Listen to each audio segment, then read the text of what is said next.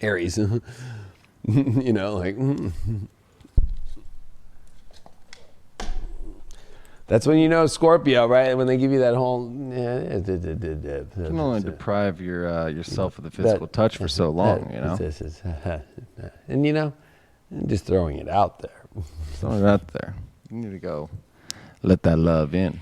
You need love to be touched, love to be held, you know? Appreciate that again.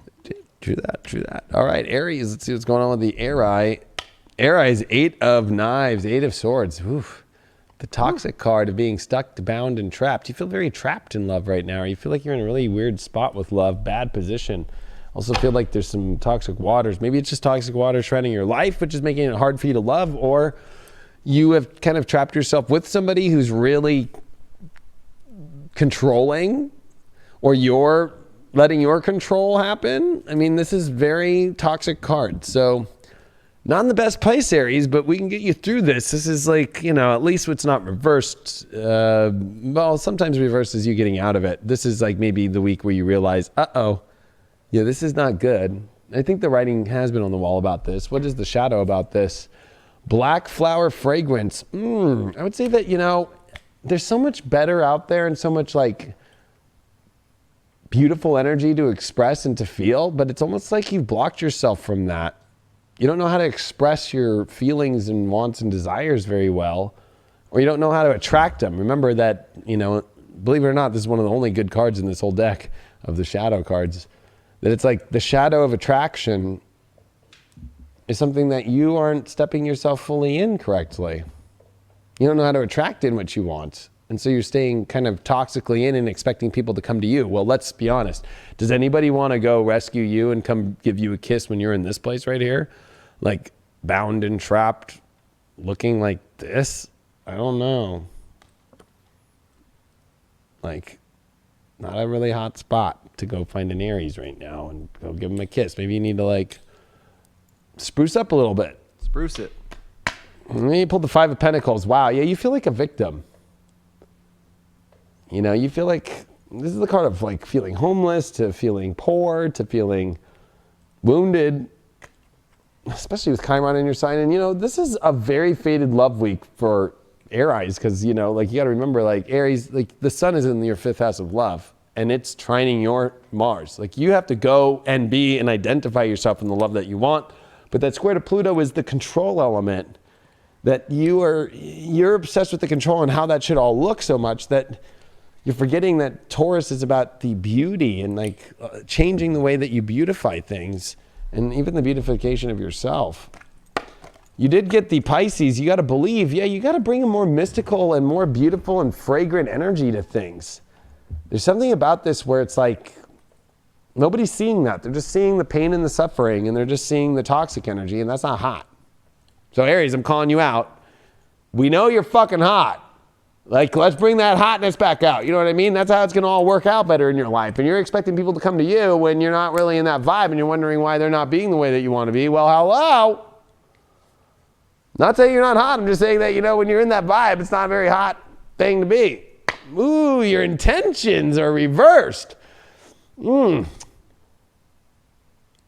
I'd say that you don't even know what intention to send. Except like this bound and trapped person. You have to send the intention to the universe and let the people that you want to change or go after the people that you want and set an intention that's positive of, no, I'm not bound and trapped. I'm out of that shit. And like, I have the intention of what I really want to have, but it's almost like nobody knows what your intentions are. You feel like you're very like distant because you're not setting in, it's a 2-party show. It's a rodeo, 2 people. Like you're not showing up for what you really want in your life.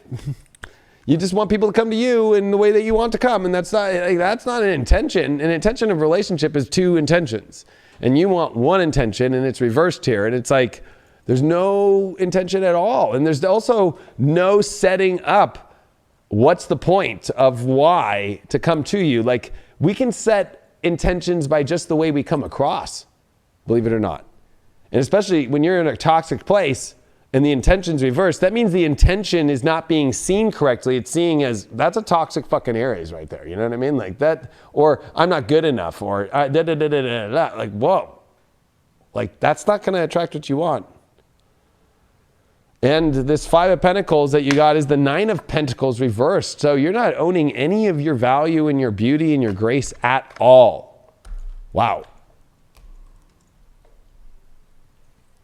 That's why Mars is squaring Pluto and Jupiter. You have to believe and you have to showcase that beauty and set the intention and put some more fucking magic on this shit instead of it being like so raw that we're talking about like old dog food from 5 years ago that's rotten in the corner of a garage with spiders. That is not fucking what people want to have around them. Wow, Aries are going to think that I fucking hate them.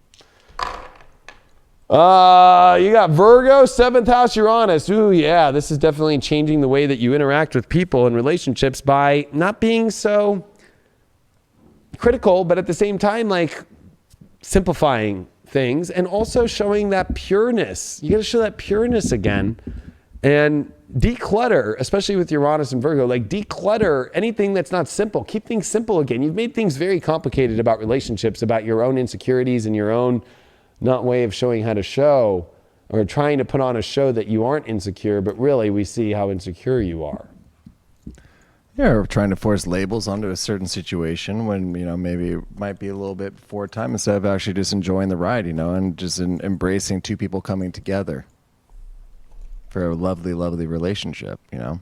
Could be those added pressures of past traumas, could be those added pressures of relationships that didn't necessarily work out, that you thought that they should have ended up looking a certain way and that you didn't necessarily speak your truth early enough, so now you're forcing it. You know, there's a fine line between forcing a situation and speaking your truth, you know. There's two individuals in this party, and if one of them's not ready to show up for that dance, you know, you can't force it, because that might actually just turn them off completely, and then they'll go running for the hills, you know. There's that fine line of embracing yourself and embracing that partner. Come together. Is it The Hills Have Eyes? No. That's a scary movie.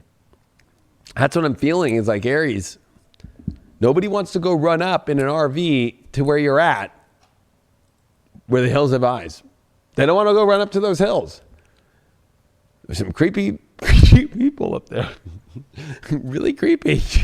Because this yacht is teaching you that your control of the unknown is surrender the unknown to the universe and God. I would say that the insecurities is Uranus retrograde here in your 2nd house. Like, remember the vitality and the extreme awesomeness of what you've done, even when things don't look like they've been done. Like,